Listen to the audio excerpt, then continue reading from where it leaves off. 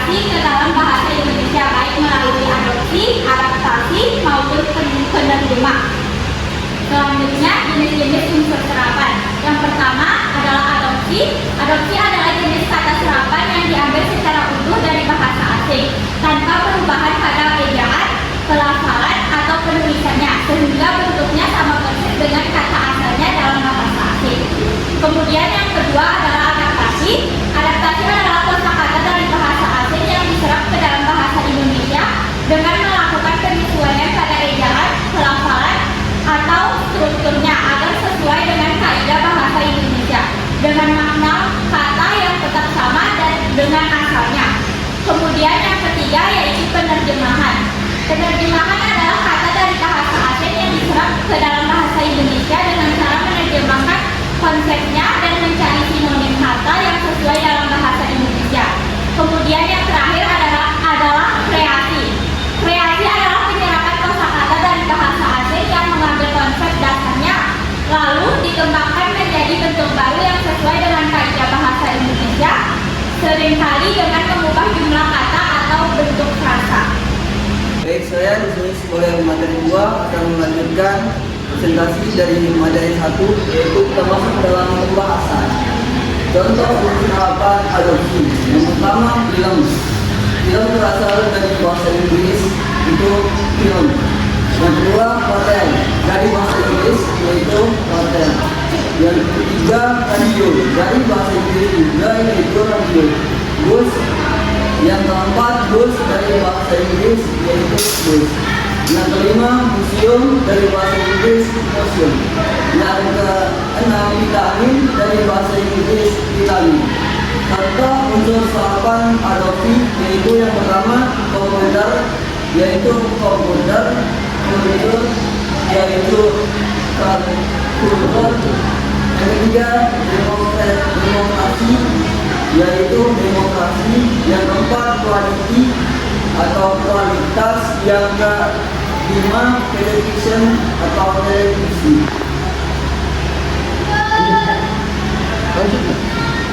Baik, saya akan melanjutkan dari materi kedua, yaitu contoh unsur serapan terjemahan. Yang pertama, skyscraper atau Amerika. Yang kedua, software atau perangkat lunak.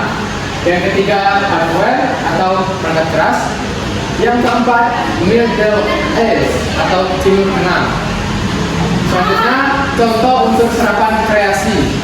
Yang pertama, weekend, artinya akhir pekan. Upload atau unggah.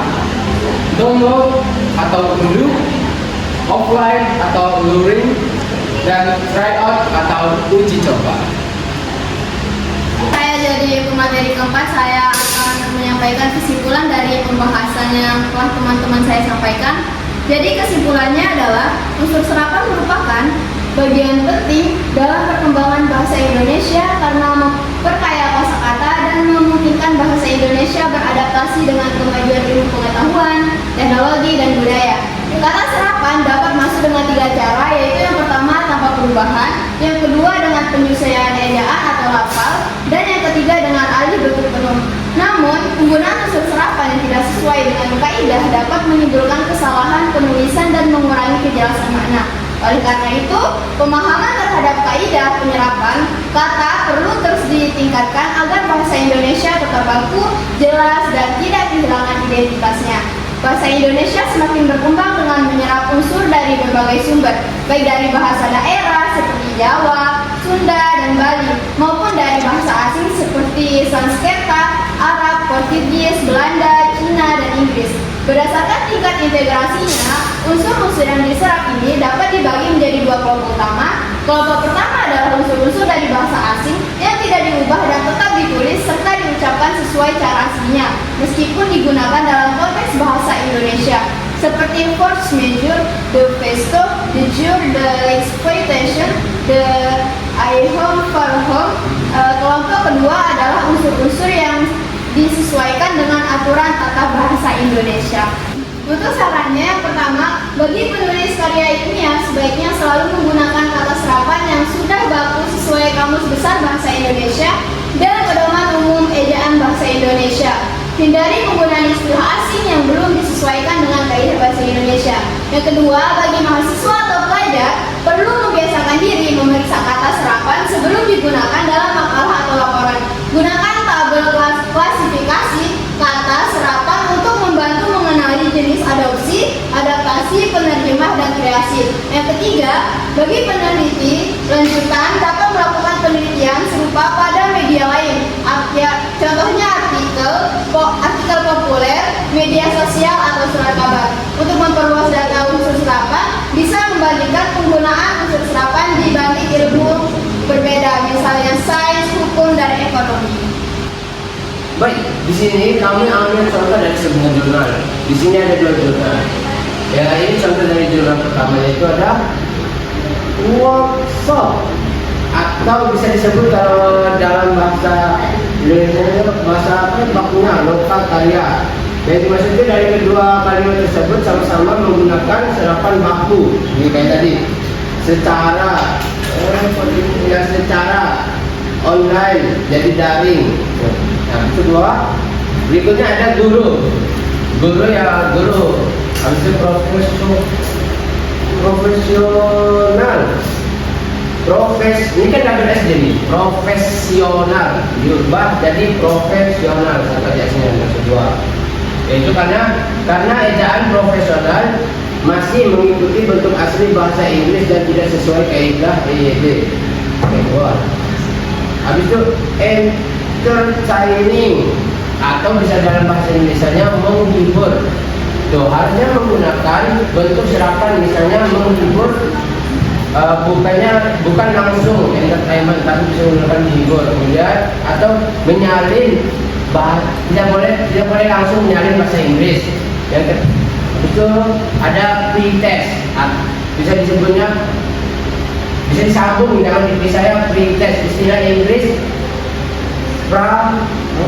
pretest seharusnya diserap ke dalam bahasa Indonesia menjadi pretest, tidak usah dipisahkan. Kemudian di bawah harus ada chart title, atau bisa dalam bahasa Indonesia judul diagram atau judul grafik.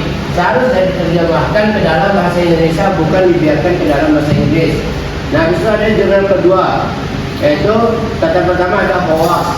Hoax ini tidak boleh menggunakan semuanya menggunakan huruf besar, tapi menggunakan huruf kecil. Hoax ditulis dengan huruf kapital semua, seolah-olah singkatan, padahal kata hoax itu bukan singkatan.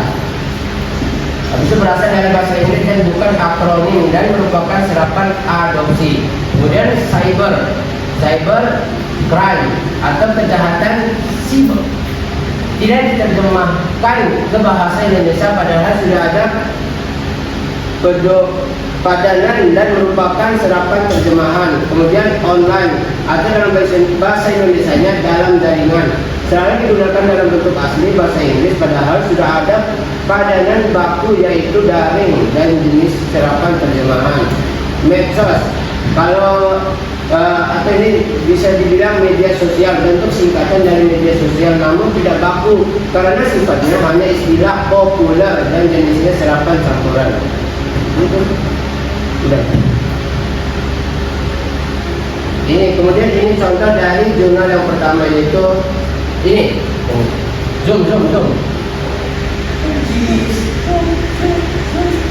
Iya, ini aja. Workshop. Nah, kemudian ada lagi bawahnya.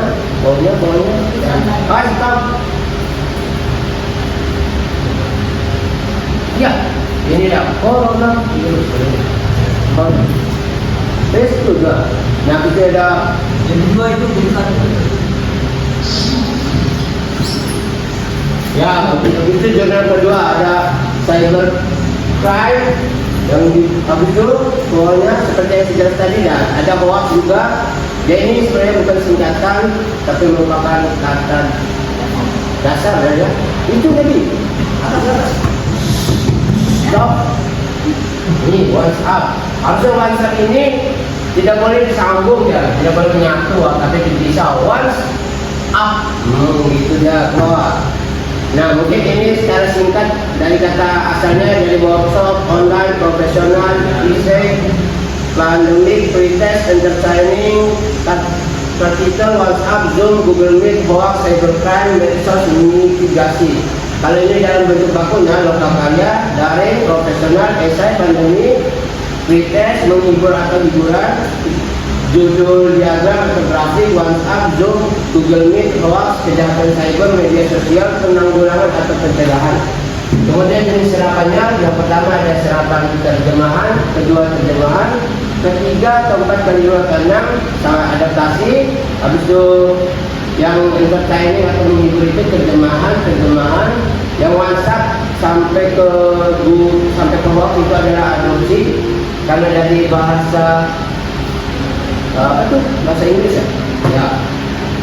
Habis itu cybercrime itu merupakan terjemahan yang dari kejahatan cyber. Kemudian medsos merupakan unsur serapan campuran karena merupakan singkatan dan dia jadi campur dari media sosial ini. Kemudian adaptasi dari mitigasi menjadi penanggulangan atau pencegahan. Mungkin itu saja dari saya. Sekian, wassalamualaikum warahmatullahi wabarakatuh.